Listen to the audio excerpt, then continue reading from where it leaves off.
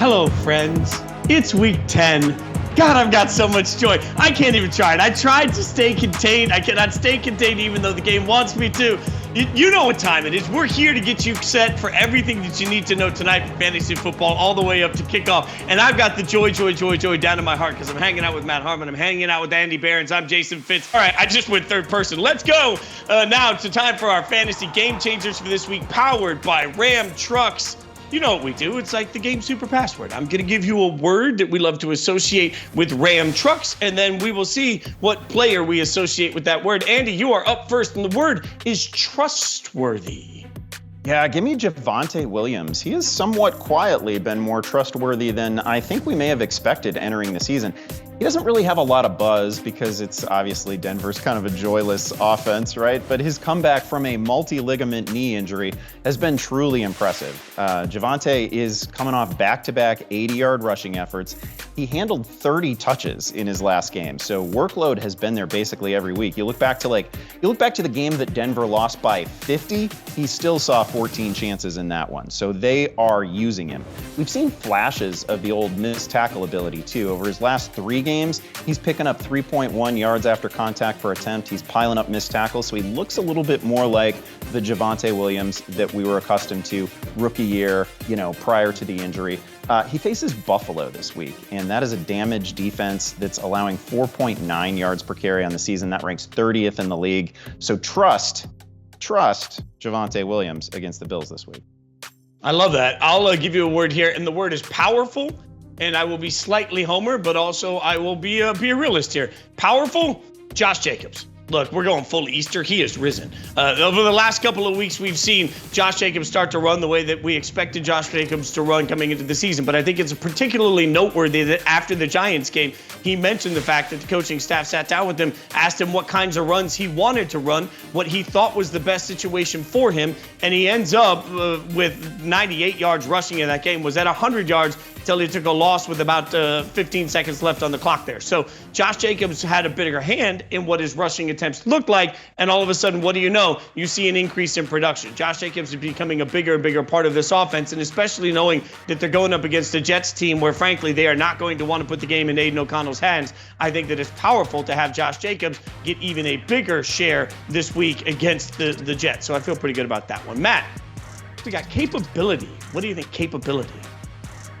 Well, I definitely think what we have seen the last couple of weeks with Will Levis under center is that DeAndre Hopkins is certainly still capable of being a high-quality number one-ish receiver in the NFL. He's not the player he used to be. We understand that. That is certainly the case, but he can still be very, very good and not be the player he was at his elite peak. Over the last 2 weeks with Will Levis under center, DeAndre Hopkins has a 40.2% share of the team air yards. And air yard share is critical here because our guy Will Levis is absolutely pushing that thing downfield. He's aggressive. He's got a lot of arm strength. That has certainly been proven in the NFL. Look, I was actually weirdly more impressed with Will Levis against the Pittsburgh Steelers than I was against the Atlanta Falcons when he had 4 passing touchdowns. I think he's looked more just like a comfortable NFL quarterback. The Buccaneers secondary has been getting roasted of late. So I think Will Levis can connect with DeAndre Hopkins on a couple of critical deep passes down the field. Also, Tampa Bay has injuries as well, so everything looks like it's lining up for another big finish here for DeAndre Hopkins. Love your point on Levis, by the way. You're 1,000% right. I totally agree with you. And also, I'm going to throw myself under the bus. Last week in this very segment, I sat here and I told everybody that luxury was Taysom Hill. And then, like an idiot, I forgot to put Taysom Hill in my lineup in either of the leagues that I have him in. And then all he did was score points for me on the bus. So what I'm telling you is listen to what we're telling you. And also, I need to take my own advice. No matter what you're looking for in a light-duty truck, the 2023 Ram 1500 has got you covered. Score yours at Ram.com. Now, I could hit these guys up for help all the time. You are hitting us up for help. It's hashtag AskFFL, so we're going to help you. Make your pick. We're going to look at some tough flex decisions with multiple players for users submitted through social media and, of course, on the fantasy app out there. And we will start with question number 1 coming from Panda68. I have a good problem. Flex 2, tight end 1, PPR, which 3? Laporta, Kincaid, Cooper, Ridley, Myers. Hashtag make your pick. Hashtag AskFFL. What do you think on this one, Behrens?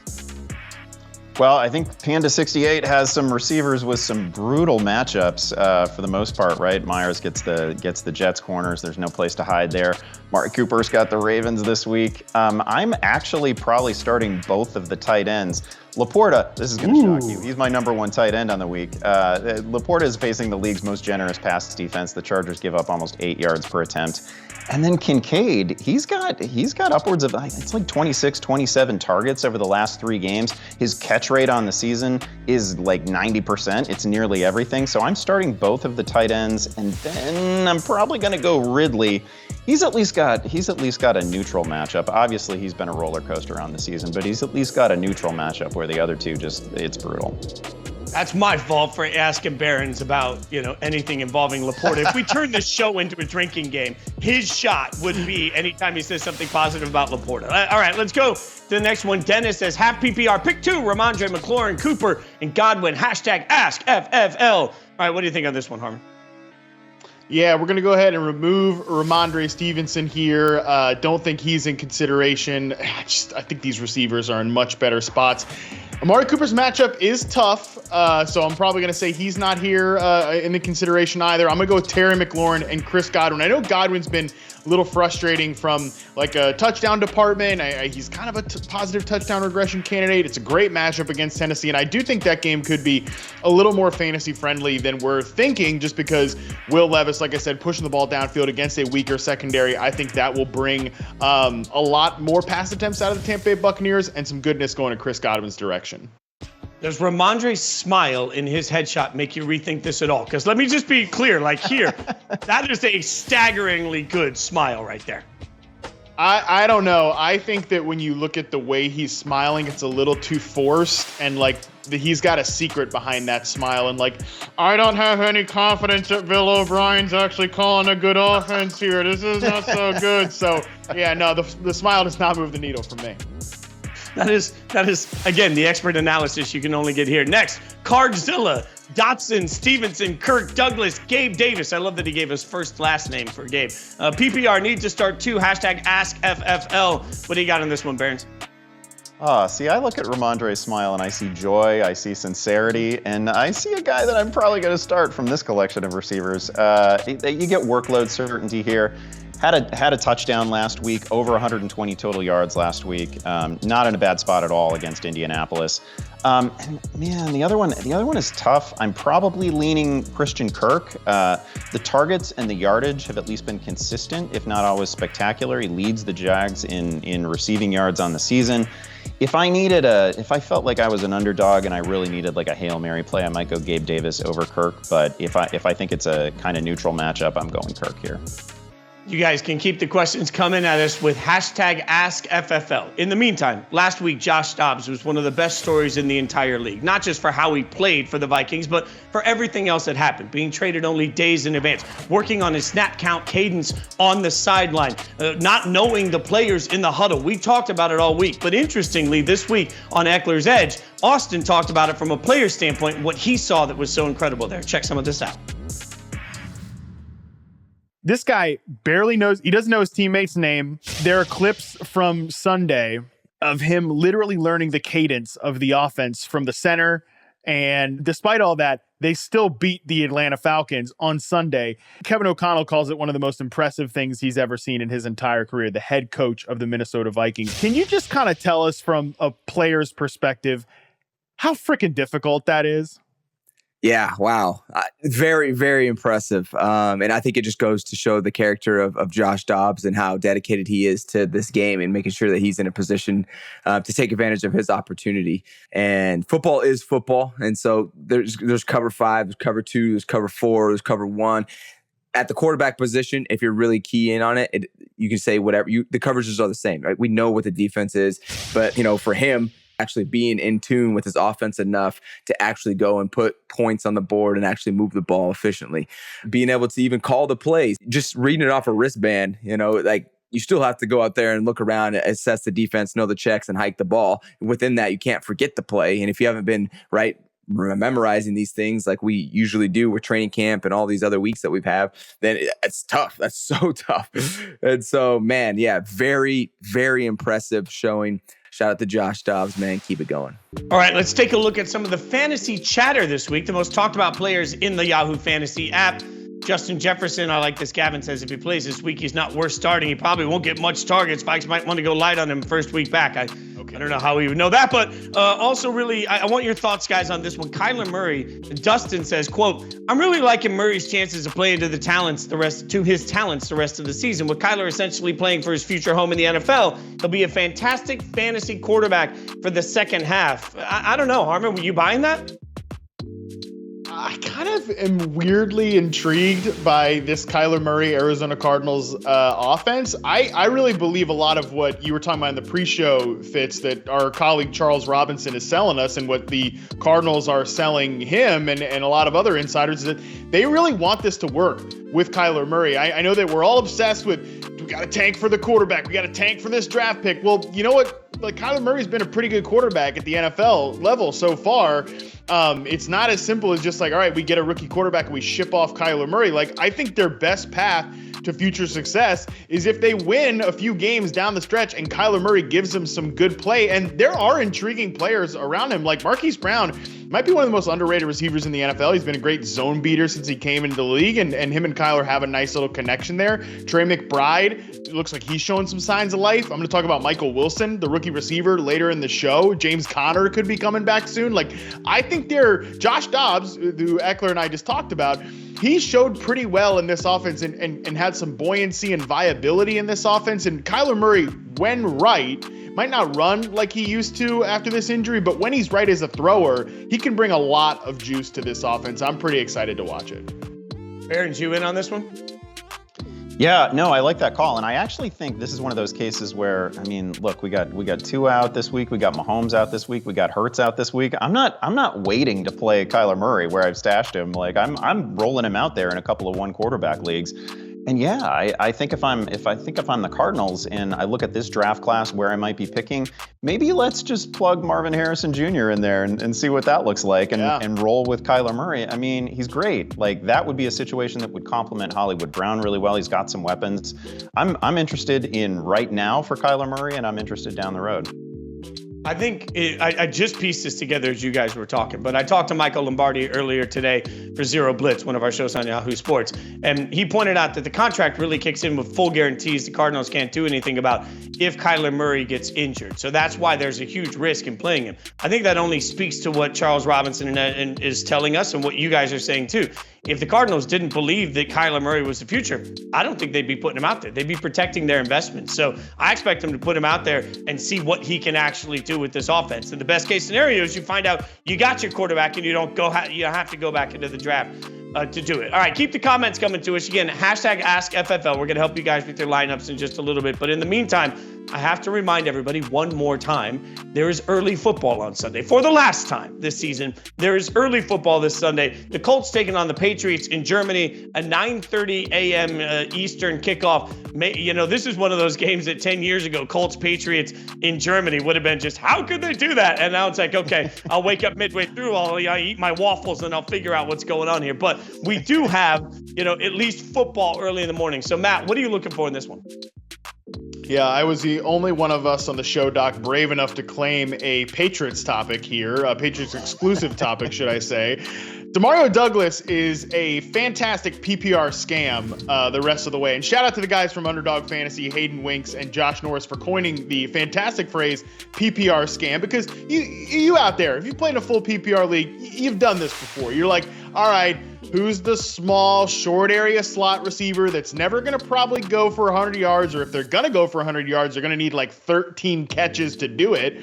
I think Demario Douglas is that type of player. That's the PPR scam right there. It's going to be a lot of short yard stuff, a lot of like underneath targets. I do like the way they have included him in the pre-snap motion packages, some of these RPO looks, and Mac Jones has said, hey, that's what I'm comfortable doing. Bill O'Brien and I have integrated more and more of that in the offense as time has gone on. These two guys working together. So I think Demario Douglas is a critical player for this offense down the stretch, which says a lot about where they are as an offense. And quite frankly, he's the only guy that can beat man coverage on this team. I mean, Juju ain't doing that, never has done that. Devontae Parker never has done that. Jalen Reagor, I mean, You need me to say any more about how that goes? So yeah, I think Demario Douglas is going to be a beautiful, fantastic PPR scam rest of season. Yeah, well, and I'll give you a thought on that as you mentioned the wide receivers, because it sort of leans into how I feel about both teams from a fantasy football standpoint and from an overall football standpoint. And that is that both of these receivers, I wouldn't touch any receiver for either of these teams moving forward. And it's not about the quarterbacks. Like we always want to make it about the quarterbacks. I think it's about the wide receivers. And the fact is, when you look at the way these receivers play, when you look at the inability to get open, when you look at the inability to trust the offenses in general to get anything done, it speaks to the fact that neither of these teams are good enough to win football games, because I don't believe with receivers like Smith-Schuster in that situation, you can win anymore. And when you are constantly in an NFL where you have to be able to battle with points, you have to be able to move the football, throwing the football, you can't do it. You cannot be a great team anymore without a great wide receiver. And if you look at the rest of the AFC, if you look at the teams that you can actually rely on, they all have a guy. They all have somebody that you can turn around and say, hey, whether it's AJ or whether it's Jamar, like there are guys, there are beasts all over the field in the NFL right now that you know you can trust. And that one person changes the dynamic for the entire passing game. One Tyreek changes the way you have to defend the entire Dolphins offense. One Jamar does that for the Bengals. There is no guy for either of these teams that can accomplish what Justin Jefferson accomplishes for the Vikings. And as a result, I can't trust any of these receivers, and I can't trust either of these offenses. I'm out on them, not just because of their quarterbacks, but also because they lack the weapons to give any sort of reliable football. I cannot allow this. I cannot allow this Michael Pittman disrespect to stand. I mean, my God, the guy is a pretty good player. He's not A.J. Brown. He's not Justin Jefferson, but he's like a quality NFL wide receiver one. And by the way, with no Josh Downs has been fantastic. If Josh Downs was going to play in this game and you were saying these type of things, Fitz, I'd walk off the set right now. I might go out the window over here, okay? That would be insane. I knew Pittman's a good player, man.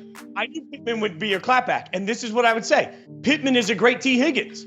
But you ain't going to go out and you're not going to win and put up the type of numbers you need to put up with T. Higgins being your only one. But if Pittman was the other guy in an offense that also included an A.J. Brown, now we're talking about something wildly different. In today's NFL, I genuinely believe to have a dynamic, oh my God, and this is like for fantasy, any of us, I've got Tyreek in most of my leagues. It's the reason I win football games. I got lucky. I got Tyreek, right? Like you got to have that one guy. Like Waddle is fine. Waddle's very good. But if Waddle doesn't have Tyreek, do we really think that suddenly Waddle's going to be the guy that lifts the Dolphins through? Like there is the best case scenario for the Colts is that they have the other guy and they still don't have the stud that they have to have. That's my count. I knew you'd come with me with Pittman. I'm with you. I'm with you overall. It's a good point. I don't want like all of these guys that we just talked about with the Patriots and then Michael Pittman being in like the same sentence. Like I can't have, all right, yeah, these two receiver rooms are really rough. Jalen Reagor is playing significant snaps for the Patriots. Like the Colts are all right if it's Michael Pittman, and obviously no Josh Downs does hurt. Yeah. I'll give you there in different categories. Andy, we got to get to you. I'm sorry, we keep cutting you off. Well, I hope that you caught the signature humility from Fitz there with the I've got Tyreek Hill in every league. It's great. Yeah. Yeah. Okay. I bet that. I'm sorry. Nice. Winners win. I can't help it. Winners win. Go ahead. Oh, I knew that was going to be fun. The whole discussion actually just makes me miss what we would have had with a healthy Anthony Richardson, right? And Pittman and a healthy Josh Downs. Like that looked so good for just a moment there. The only point that I want to make is that, and this is important for the Zach Moss managers, Jonathan Taylor now firmly, and I would say irrevocably back at the top of the Colts backfield. If you have him on a roster, you can rejoice. These are his snap shares over the past 5 weeks: 15%. 42%, 50%, 61%, 72%. Not everything that kind of looks like a trend is actually a trend, but this one feels pretty solid to me. Taylor had 23 touches, a touchdown last week, 95 rushing yards the week before, 120 total yards the week before that. He is back. And then the flip side, of course, is that Zach Moss, who was so good earlier in the season, he barely played last week. So he's impossible to trust right now. He's coming off a game in which he played 13 snaps. I hope Zach Moss gets a chance somewhere else, given the way he played before this happened, but it's a great point by you. All right, we got to move on now to primetime. We just have to move on to primetime picks at this point. You know what we do. We pick from each of the primetime games, the Thursday night game, the Sunday night game, the Monday night game. We must take only one player from each of those games. That's the way this goes. And we go in snake draft form. The current standings, Andy Behrens in third place, Matt Harmon in second place, Jason Fitz in third to last. Really, it's just third to last for Jason Fitz. Like, he's just sitting there somehow week one. But like look at the points last week. Andy, I doubled you. Do you know how the game is played, Andy? You can tell I'm an Iowa fan, by the way, because I see 26 points and I'm like, wow, in 1 week? Are you kidding me? That's awesome. Good Lord. Andy, have some self-respect. People can see this. The overall, it should be reminded, the total points is the tiebreaker, though, and it is very close in total points and overall for two of us in this, out of the three of us so far. So there's plenty of time. All right, so the games: Panthers at Bears, Jets at Raiders, Broncos at Bills. Andy, you are up first. Mr. Behrens, who would you like to take with the first pick in this week's primetime draft? Yeah, can I just tell you the sneaky terrible part about finishing last in this thing, and I'm just getting stomped here, is that I am awarded the first pick, great, which typically isn't actually much better than the third pick, and then it means that I'm not taking anybody again until 6. This has been a nightmare. Give me Stephon Diggs. He's probably the best pure flex option of anybody playing in any of these games. I would also consider Breece Hall here, but I'm just going, I don't know. I got to go upside. I got to go Diggs. He's better than all these other guys. All right, Harmon, you're up next. What do you got? Yeah, I, like an idiot, went on a long rant in last week's segment about, the strategy of it. And all right, I won't take a running back. I'll let Fitz take the first one. And then Eckler proceeds to dunk on me all night. And I lose last week with Breece Hall. I mean, so let me do one more strategy note here. I'm going to take somebody from tonight's game. I don't want to have the dregs of like the Panthers receiver room or the Bears running backs left here. So I'll go ahead and take DJ Moore off the board here. I maintain that DJ Moore's Thursday night game against the Commanders is the only reason that Fitz is winning this contest. Maybe some of that luck will come to me. I mean, I'm just saying I'm winning in weeks and points. But yeah, it's fine. The points I'll give you, DJ might have helped a little bit with, just a tiny bit that. All right, so that means I'm on the clock. Look, I think strategy, it has to play into this because I don't want to get stuck. It doesn't come back to me for a long time. I got to take somebody on the Thursday night game. Otherwise, I am absolutely up a creek. So I'll take Thielen. That makes sense to me. It's the last weapon that I think I can even slightly trust in this game. Then we wrap around, and this one hurts my heart to do, but I mean, no matter what has happened for the Raiders over the course of the last few weeks, the one consistent is that running backs that take on the Raiders put up some big numbers. I think Breece Hall is going to do that again. Even Coach Pierce alluded to the fact that not stopping the run is unacceptable, but the Raiders have had no answer for it. Running backs have been putting up pretty beefy numbers against them. So as much as I would love to see Breece Hall not go off on my beloved Raiders, I think he probably puts up numbers win or lose. So I'll take Breece there. All right, it's back to you, Harmon. What do you got? Well, listen, I believe in Antonio Pierce and the words that he is saying there for your Raiders. I mean, he talks about, even at the end of the game, Pierce says, we wanted to get in there and get him 100 yard, get him to the 100-yard mark, get him to the century mark for Josh Jacobs. We'll keep grinding on that. That's something, obviously, I don't take for granted. It's hard to do in the National Football League. We haven't done that this year. Josh Jacobs, per Antonio Pierce, going to go under 100 yards. He's going to go over 100 yards this week, and he's going to do it on my team. All right. So there we go. I like the Jake. I love that both of us are going to be sitting here, watching that game, and I kind of want you to win now. All right. So that brings me back to Andy. What do you got on the Bears? There it is. All the good options are gone. Well, I've been telling you guys that I've been kind of the king of like unrealized air yards in this competition to this point. So let's keep it going and give me Garrett Wilson. He's got 38 targets over his last 3 games. Those are numbers that we haven't seen since like Puka Nakua's prime. Wilson feels like a perfect Barons player in this contest. He's going to get all of the opportunities and none of the results.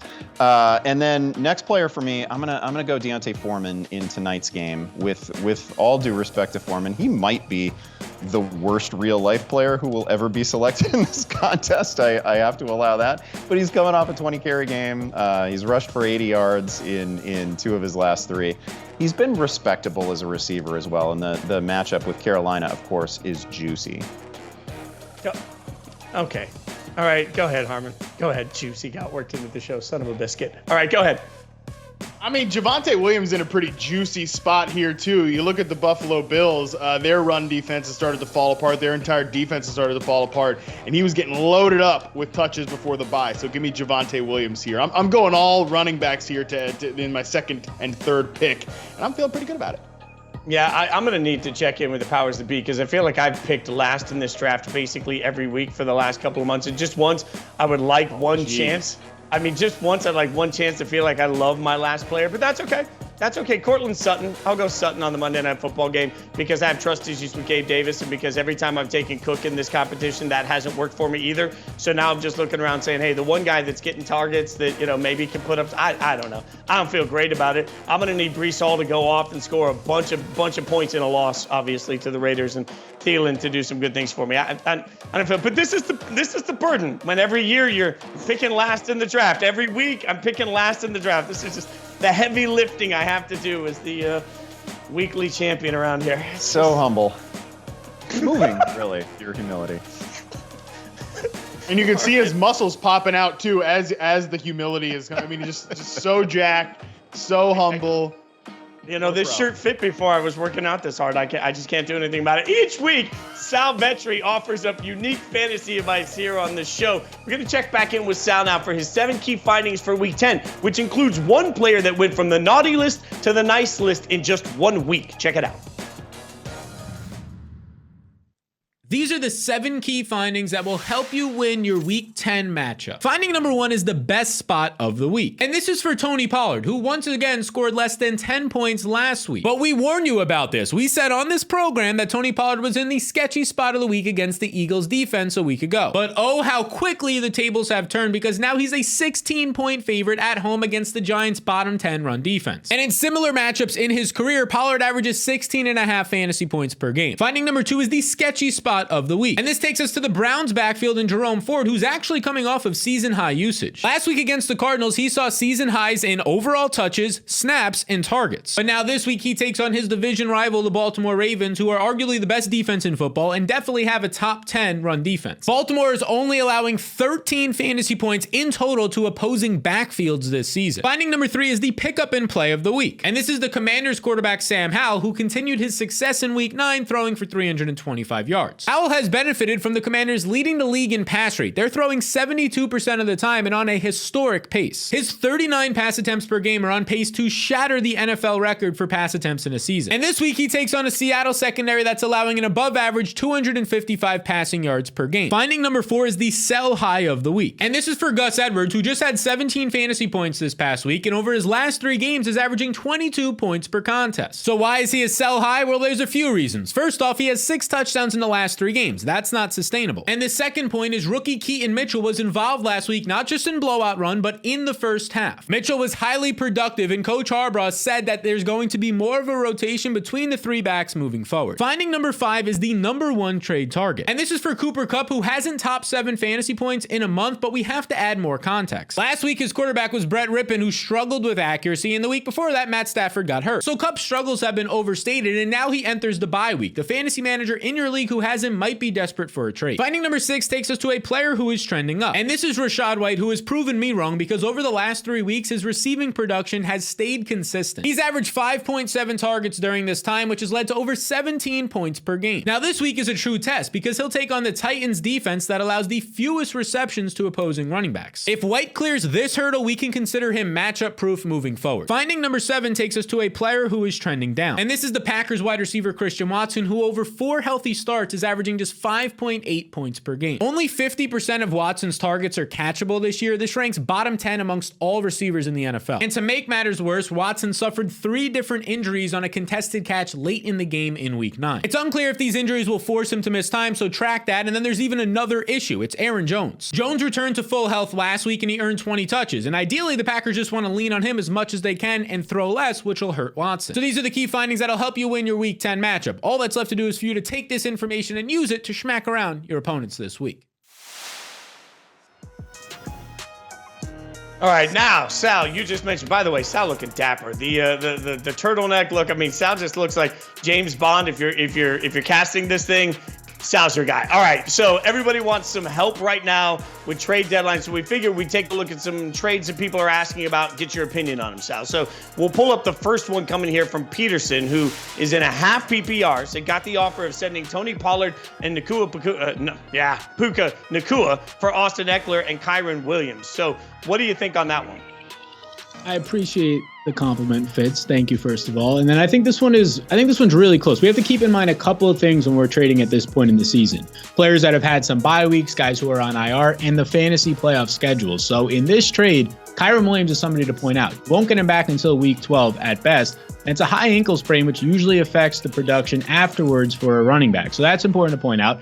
And then that fantasy playoff schedule, Tony Pollard, he has a pretty good one. Now, it's been rough if you've been a fantasy owner of him. That should change this week, though, because he's a 16-point favorite. He's going out there against the Giants, where he had a nice matchup against earlier this year, put up over 20 points, his best game of the year. And also, in the fantasy playoffs, he gets the Bills in a brutal defense the last month due to injuries, and the Dolphins, which should be a game that has a lot of points, that helps starting running back. So I'm leaning on the side with Tony Pollard. Puka Nacua, even with Cooper Kupp back, still seeing elite target shares, like over 30% of the targets in that offense. I kind of want to keep that side. I don't want to do this deal. It's very close, but because of that Kyron Williams uncertainty, I'm just going to hold on to what I believe are two top 15 players the rest of the season.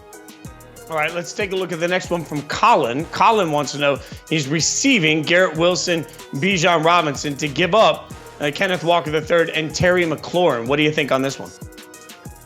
Yeah, so this is kind of one of those deals where you look at it and you're like, all right, we got two wide receivers who are similar in tier, kind of the way you look at them. Same thing for the running back. So is either team getting improvement here? Well, one guy stands out when I look at this. Who's going to get the best player? And that's Kenneth Walker, in my opinion. He's the only guy here that I think the rest of the season is a top 20 player. The last couple of weeks, look, it has been pretty rough, but there's context we got to add there. 2 weeks ago, he came into that game limited by injury. All right, so you give him a break. And last week, it was a blowout. They were down 2 to 3 to 4 scores. They abandoned the run. So moving forward, I think I like him the rest of the year. His playoff schedule ahead of a Bijan Robinson who's splitting work. You look at the wide receivers here, and you're getting a lot of volume out of Garrett Wilson, but almost half of it, they've been uncatchable targets. So how much does that really matter, the extra 4 or 5 targets a game compared to, say, a Terry McLaurin, who he's in an offense that is throwing at a historic rate? Those guys are pretty close, but because of Kenneth Walker, I'll take that side of the deal. All right, let's get the next one up here from Josh coming in as we look at some of the trades out here. Sent, Ridley, Russ, received, Kyler, Hollywood, counting on the upside of the OKAZ stack. What do you think? Yeah, I like this. I like this offer, actually. Yeah, I want to take this deal with these Arizona guys. There's a couple things here. Earlier in the year, you could have had a really nice strategy in your draft. Last round of the draft, you select Kyler, you put him in your IR spot, and you pick up another guy just like that. You got a guy on your team, but you didn't do that, so you got to send the trade. That's fine. The only thing you have to keep in mind, Week 14, the Cardinals have their bye week. You won't have either of these guys. So that's one thing you're kind of forfeiting here, because the other players in Calvin Ridley and Russ, they're coming off of their bye week right now. So keep that in mind. But as long as you have somebody to replace them, or you think you're already in your fantasy playoffs and you're fine, do this deal, because Kyler Murray is a league winner, averages 21 points per game. That would rank third amongst quarterbacks this year. All right, let's get one more in here from Chris. Chris asking about Chris Olave and DeAndre Swift. For Tank Dell, Javonte Williams, I have Stroud as my quarterback. What say you, Sal Vetri? Yeah, so I think this might be the easiest one here. I want to hold on to the Olave and Swift side, but I do like what's happening on the other side of this deal. The league made in this league with Tank Dell. He was the highest scoring receiver last week. He's trying to sell high on him. That's exactly what you should be doing, so round of applause there, but do not fall for it. I still want Chris Olave here. He's a top 15 receiver the rest of the season. He's averaging over 9 targets per game. And when he gets to the fantasy playoffs, he gets teams like the Giants, the Bucks, and the Rams. That's his exact schedule. They're all bottom half of the league secondaries. If you go to the running back side of this one, DeAndre Swift, he's still commanding a very strong role. Jalen Hurts just messed up his knee. Maybe that leads to more checkdowns, less rushing at the goal line potentially for a couple of weeks. And in the fantasy playoffs, DeAndre Swift gets the Giants, and he also gets the Cardinals. Those are maybe the 2 best matchups you could have as a running back. You can get more Sal on the Yahoo Fantasy app, obviously, throughout the week. Follow him on social media at Sal Vetri DFS. Now let's bring Sal in with the rest of the guys as we do some play calling. You guys know the deal. We're going to get some thoughts from everybody along the way. We'll bring the first question in from Rodrigo, a cool name. Says Jerome Ford or Christian Watson in the flex PPR. What do you think, Harmon? Yeah, we're not playing Christian Watson, man. Like Sal mentioned, got a bunch of different injuries. He has not been a particularly good player so far this year. His quarterback has not been good. The volume doesn't really matter to me. I'd like to not really be invested in any of the non-Aaron Jones players in Green Bay. So I would go with Jerome Ford, who had a pretty decent role last week. Once Pierre Strong was removed, like it was mostly just Kareem Hunt and Jerome Ford. So he's kind of the clear option to me in that debate. All right, let's bring the next one up from Paulo, maybe Bancaro, I don't know. It says, Will Levis or Baker Mayfield? What do you think, Barons? Yeah, I've actually got him back-to-back in the ranks, and not buried in the ranks either. So this is a good question. It's a tight call. I want Levis here against a Tampa Bay defense that was obviously, we just saw him get lit up by C.J. Stroud, right? That could definitely happen again. Should be a great spot for Levis, for Hopkins. You heard Matt's points on DeAndre Hopkins earlier.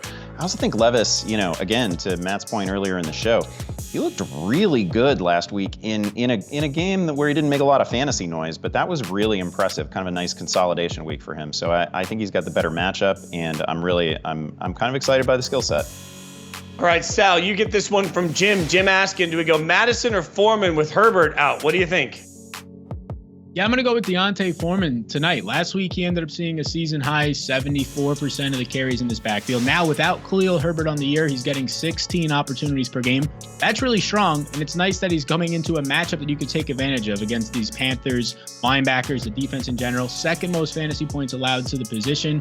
That's going to be beneficial for Foreman. I'll take him tonight in an easier matchup than what Alexander Mattison has against the Saints on Sunday. All right, the next one goes to Harmon. We'll get one more in here from Scott saying, hi, guys. Hi, Scott. Curtis Samuel, Josh Reynolds, or Wan'Dale Robinson as my wide receiver 4. What do you think, Harmon?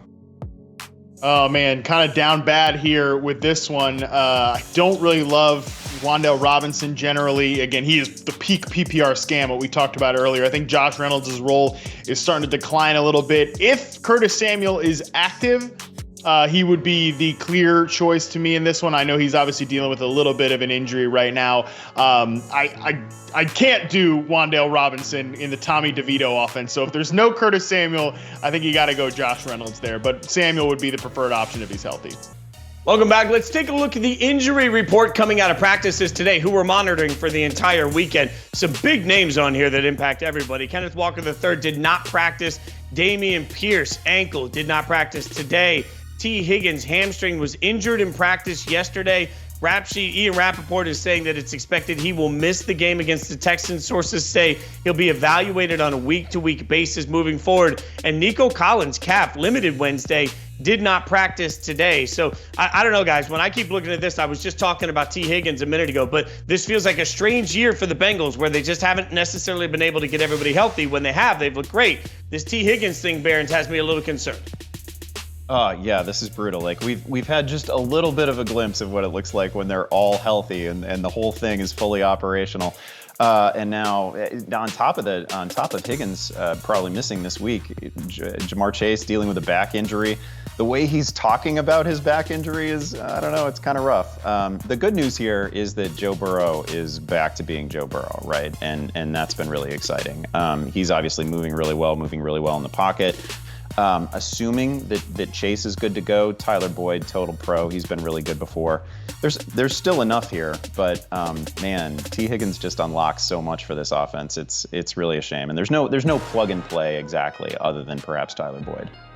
Yeah, and I'm just getting the update now. Kenneth Walker III did not practice yesterday. He did log a full practice today. So we will see what that means for his share moving forward. All right, so enough. I love letting you guys get some stuff off your chest. And sometimes there are narratives that take over, and I know you guys get a little fiery, little fired up there. So we figured we'd have the opportunity for you to go off and say enough already on some things you're sick of. And this, I mean, just goes straight to Harmon. Like this is right down the lane of hatless Harmon. He's ready. He's fired up. He looks proper, but he is ready to go after people. Harmon, what are you sick of?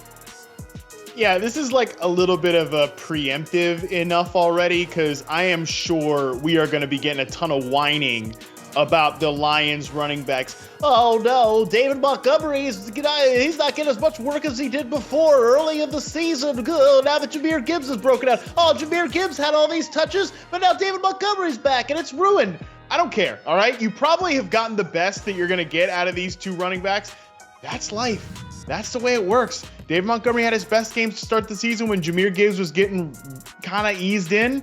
Congratulations. You've already profited by having David Montgomery on your team, and he's going to have some fine weeks going forward. It's just not going to be like it was early in the season because Dan Campbell has said Jahmyr Gibbs has earned more work. He has earned like a little bit of a promotion here because he's starting to develop. He came on a little slow. He's a rookie. That happens. You had his big breakout games when David Montgomery wasn't playing. But Dave Montgomery's going to play, and he's going to get a ton of work too. I think both of these guys can be viable as running back twos. So set your expectations, get those in check, and be okay with it, all right? Like sometimes being okay with stuff, you just got to accept the reality of what it is. I don't want to hear any whining about these two players. It's going to be fine. I don't know. I want the whining. If he gets that voiceover work every week, you should do cartoons. Andy, give me something that you're tired of. Enough already. Yeah, if you're playing the FFL drinking game at home, Harmon did the random fantasy manager voice. You got to chug. Those are the rules. I have had quite enough of the Lamar Jackson slander. Thank you very much. Whenever he has a quiet week, and okay, he was relatively quiet last week, the complaints just flood our notifications. Listen, Lamar has been awesome this year. I'm sorry that his team crumpled up and discarded the Seahawks last week so he didn't have to pass for 400 yards or whatever you were hoping for, but he has been awesome. He's currently the fantasy QB4, so his ADP pegged his fantasy value perfectly this season. Also, by the way, he's plus 400 for MVP right now. He's among the favorites at basically every betting website. He's also a couple weeks removed from a 4-touchdown game in which he passed for 357 yards. It was one of 3 games this season in which he's topped 30 fantasy points. Other fun facts. If the season ended today, his completion percentage would be the 5th highest in NFL history. He's also on pace for nearly 3,700 passing yards, over 800 rushing yards.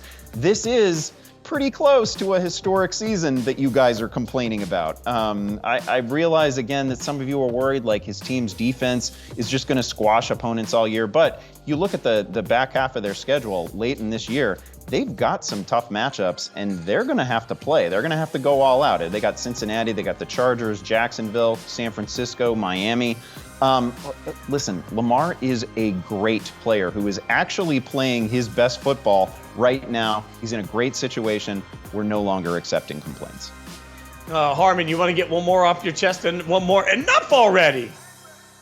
Yeah, sure. Why not? I'm always ready for another enough already. I'll kind of echo Andy's sentiments there, but in a kind of Bud Light version on Trevor Lawrence and the Jacksonville Jaguars passing offense, because it's not been quite as successful from a fantasy perspective as Lamar Jackson has been. Actually, it was kind of shocking that I saw our colleague Scott Pianowski tweet out today that Josh Dobbs, shout out to Josh Dobbs, all respect to Josh Dobbs, has cleared 20 fantasy points in 4 games this year, and Trevor Lawrence hasn't done it once, which again is very surprising, and I get it has been frustrating with Trevor Lawrence so far. It's been frustrating some weeks with Calvin Ridley. However, Trevor Lawrence on the season ranks 7th in passing success rate. Now, he does rank 14th in EPA per dropback. I think a lot of that is like success rate is a stability metric. It's a down and distance. It's a moving the chains metric. And that has been the case with Trevor Lawrence. We just haven't necessarily seen a ton of big plays, like the big positive plays, like you would kind of have your EPA boosted in that sense. But I do think we see that in the back half of the year with Trevor Lawrence. Calvin Ridley's more integrated in the offense. They can kind of mix up his role, maybe not just give him curls and comebacks and go routes as the outside receiver. So I'm kind of saying enough already with the complaints about these guys, because again, I think your expectations should have been adjusted down by now from when we got way, way, way too hyped, myself included in the preseason. So your expectations have been dialed back to realistic, but I still think there's a lot of upside with these two guys rest of the season. So enough already with our Jaguars complaints. God, I just love listening to the two of you go off. We need to do that more often, and agree with everything you said. They're brilliant points, gentlemen. In the meantime, nobody's saying enough already about the Detroit Lions. We all know that. And in fact, they've gone from forgotten to phenomenon. This week, I had the opportunity to talk to Amon-Ra St. Brown about that very thing. Here's a little of our conversation. The Lions have gone from forgotten to phenomenon, right? As a franchise, what does it mean for you as a player to be part of such a historic turnaround for an entire generation of fans? Yeah, it feels amazing. I wouldn't say we have a turnaround yet. We made a turnaround yet. There's still a lot of football left to be played. I think the outcome of this season will have a huge, impact on, our future, the Lions' future moving forward. But so far, man, so good. We've been playing well. The fans are excited. We're excited as a team. But we know there's still a lot of work left ahead of us. We've got the Chargers this week. They're a good team. Came off a big win against the Jets, last Monday night. So I'm excited to go back to LA. Haven't played there since my rookie year. But man, we're excited as a team. We know there's a lot of work to be done. But we just got to take it 1 week at a time. Preparation is key for us. And if we take it 1 week at a time, hopefully in 8 to 9 weeks from now, we'll be looking back and hopefully we're in that playoff race and playing for something more. I go back to last year when you guys started slow. What changed? Because after the 1-6 start last year, since then, it's just been gangbusters for you guys. Yeah, I think for us, man, I wish I could tell you exactly what changed. I think, we started taking care of the ball more. I think we had 0 turnovers or something crazy the last 8 games of the season. We started playing complementary football. So, whether that's offense scoring, defense getting a stop, or, defense gets a stop, we don't score, and the defense continues to get stops to kind of keep us in the game. And then just kind of learning how to win, learning how to finish games. That's kind of something that we started doing towards the end of last year. And then we kind of brought that with us this year. And we got to just keep going. Like I said, it's a 1 week at a time type thing. And that's the biggest thing for us, honestly. All right, fantasy face-off time. You guys basically know the drill here. We talk about one of the week's most popular ads, and we evaluate them next to a bunch of similarly ranked players. We're going to start, it's got to be Tank Dell this week. Super buzzy ad. He's coming off 114 yards, couple touchdowns in an absolutely brilliant game. Saw double-digit targets. It was his 3rd huge week of the year. He's basically only had really quiet weeks and really noisy weeks so far this season. He gets Cincinnati on Sunday. That's a bottom 3rd pass defense. So Harmon, Tank Dell, or Calvin Ridley, who's been kind of boom or busty as well. Yeah, I wanted to sort of put a bow on the boom-bust nature of Tank Dell. This stat from J.J. Zacharyson, like you mentioned, Tank Dell had a season-high in target share last week. He's now scored fewer than 9 PPR points in 4 games this year and more than 20 PPR points in 3 games. So nothing in between. That is literally feast or famine. I think this one's tough. If there's no Nico Collins this weekend, if there's no Nico Collins, you'll find me crying out by the river there. But I think I'm going Tank Dell over Calvin Ridley. But if Nico Collins does play, I still think that's kind of like a really close duo there in Houston. I probably would go Calvin Ridley over Tank Dell in that scenario. That's such a sad visual, imagining you crying by the river. We can't have it. Okay, how about whatever? Here's a receiver with an absolutely brutal matchup in a game that might end like 12-10. Amari Cooper. Good player, caught the weirdest touchdown pass last week, but again, he's facing a tremendous defense this week. Yeah, this one I'm going Tank Dell pretty confidently. I love the way that Tank Dell and CJ Stroud are connecting on like big boy routes and big boy throws, which is ironic if you know Tank Dell's measurements. This guy is winning on like corner routes, deep out routes, against man coverage on the outside. That is like true legit wide receiver stuff. So look, and Amari Cooper's fantastic. He can win on those routes too. I think he's played great football so far in his Cleveland Browns tenure the last 2 years, but Ravens matchup is too tough. I'll go with Tank Dell there. Okay, last name, and I just want to apologize here because I know it puts you in an awkward situation when you have to contemplate sitting Tyler Lockett. He gets a pretty juicy home matchup with Washington. Lockett or Dell? Where are you going? Yo, the juiciest. My God, we're squeezing so much juice out of the Commanders secondary right now. And you know what? I got to say, I'm going with that juicy matchup against the Washington Commanders secondary. Put the lemon, put the lime, put the orange in the juicer. We're squeezing all that juicy juice out of that Commanders matchup, and we're going to start Tyler Lockett over Tank Dell. That ended in the juiciest possible manner. So let's bring Fitz back in, talk a few bench warmers. Oh, you guys, you're the best. Lots of fantasy managers still alive for the playoff hunt, but now let's look at some bench warmers. Guys, you should keep on your bench for the late season push of fantasy playoffs. By the way, they're in my ear saying we got to keep it moving, so I can't sit there and react to your awful, juicy words. Andy, who's somebody on your stashing at this point?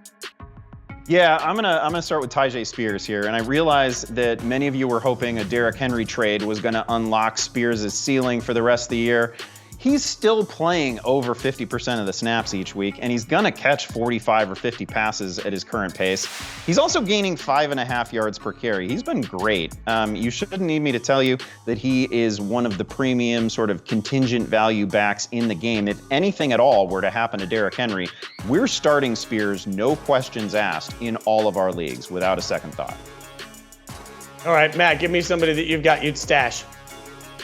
Yeah, basically any of these backup running backs on really good offenses, you want to stash here. Once you're done with your bye week hell, you're done with that gauntlet, you want to stick those backup running backs on your bench and just see what happens in case of injury. So I'll mention Elijah Mitchell and Jordan Mason from the San Francisco 49ers. I guarantee you a bunch of people added them going to that Minnesota Vikings Monday night game when, it was pretty highly questionable whether Christian McCaffrey was going to play, and then you're going to get that notification that, oh, Jordan Mason is on your bench, but he has been dropped by tens of thousands of millions and trillions of players on Yahoo Fantasy. Don't do that.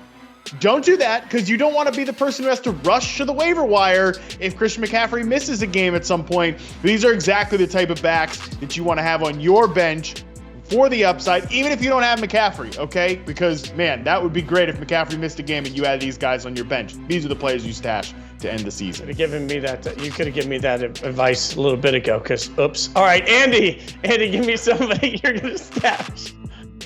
I'm going to go Jackson Smith and Jigba here. And some people will tell you that I want to discuss JSN because I'm actually trying to trade him for a top-tier running back in one of my dynasty leagues. But that's an outrageous accusation. Kyle, you should definitely take this trade. I'll move on. JSN has seen 23 targets over his last 4 games, so he is heavily involved. He's got 2 scores during that stretch. Actually rarely comes off the field now. He's playing over 70% of the snaps. It is nothing but plus matchups for Seattle receivers as soon as we hit week 14. So in the most important weeks of the season, he is kind of set up for one of those Decembers to remember. You want him. Again, it's crazy that I'm shopping him in Dynasty. They should definitely jump on the deal. I personally love you using your platform to try and help a trade. Matt, corrupt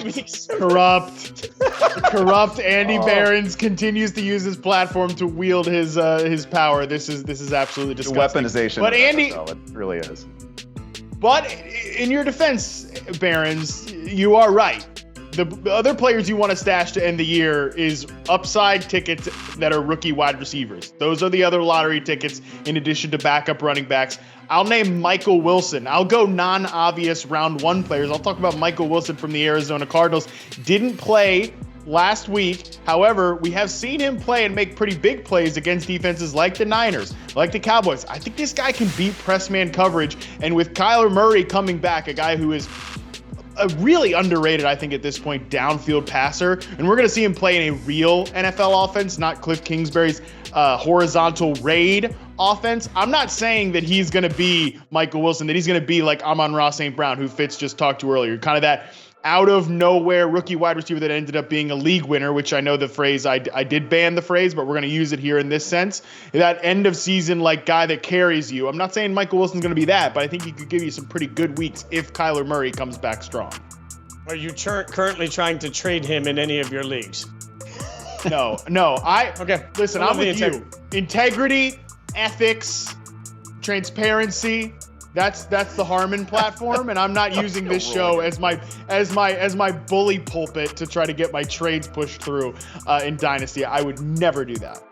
The front of my business card says all of those things. The back says win at all costs. All right, it is time for the hurry up offense. You guys know what we do. We put the clock up. We got 25 seconds for the guys to get an answer to great questions that you've submitted. And we start with Casey asking, quarterback spot, Geno Smith, Joshua Dobbs, or Kyler Murray? Behrens, we'll go with you. What do you think on this one?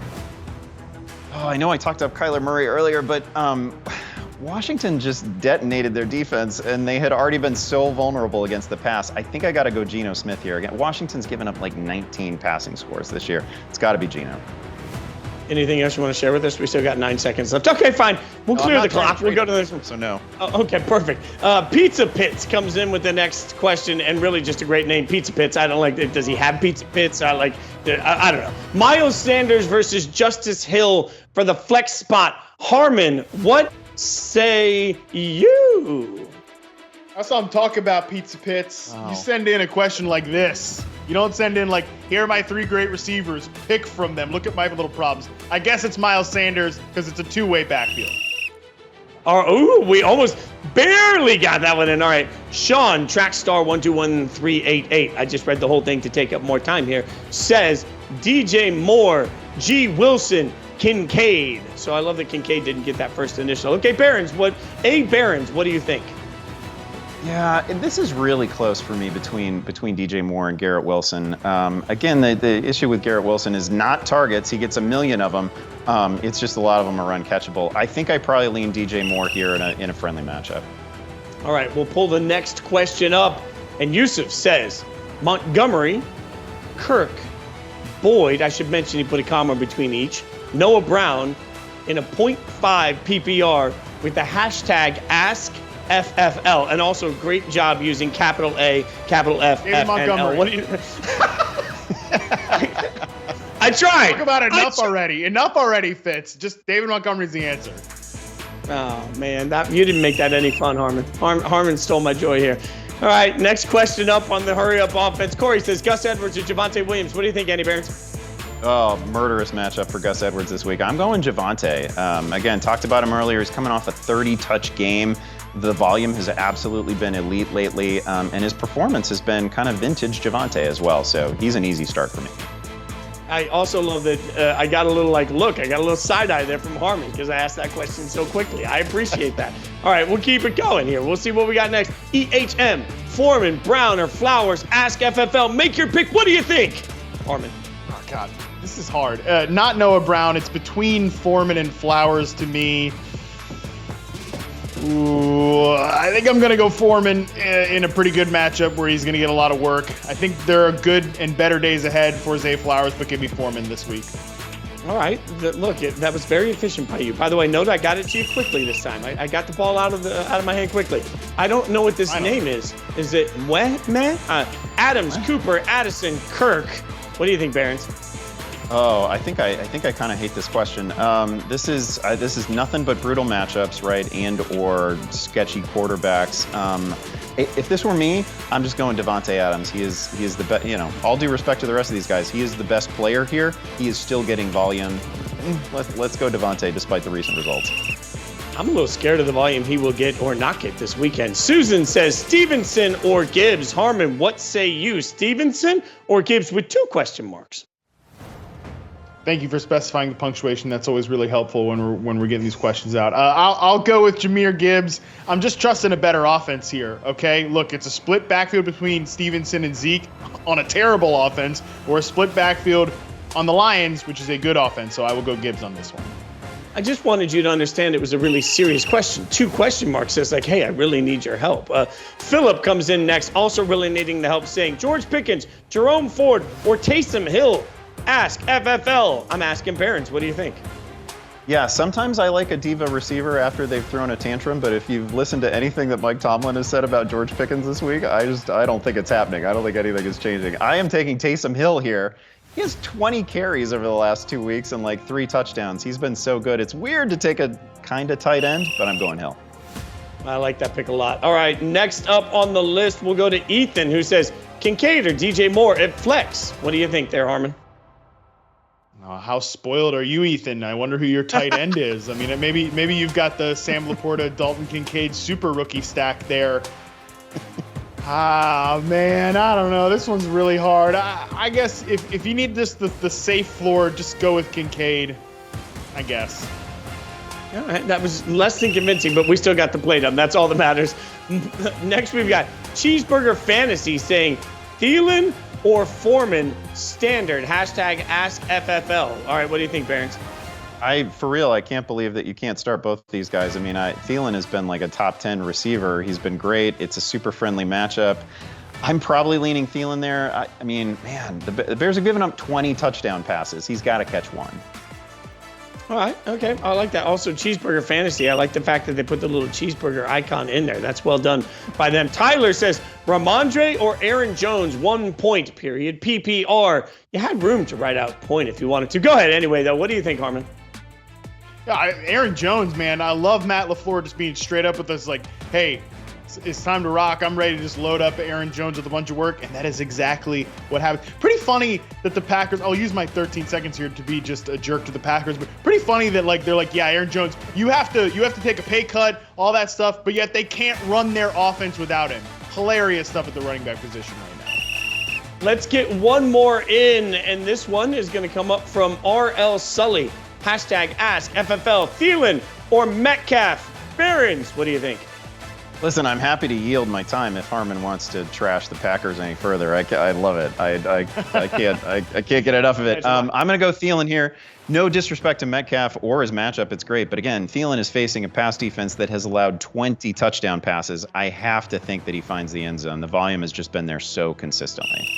As the person that picked him in primetime picks, I hope you are right. Join us each and every week, Thursday, 7 p.m. Eastern, 4 p.m. Pacific. Check out our whole library of podcasts, including the Yahoo Fantasy Football Show. Got a lot we're proud of out there. Check back Sunday mornings for your latest on player injuries. And our very own Scott Pianowski will be answering your last-minute questions on social media. You just got to say hashtag AskFFL. He'll get it to you. Good luck to all your teammates. On behalf of everybody that's out there that works their tails off to put this show together, Andy Behrens, Matt Harmon, I'm Jason Fitz. Thank you so much for hanging out with us this week. Come back next Thursday for more Fantasy Football Live.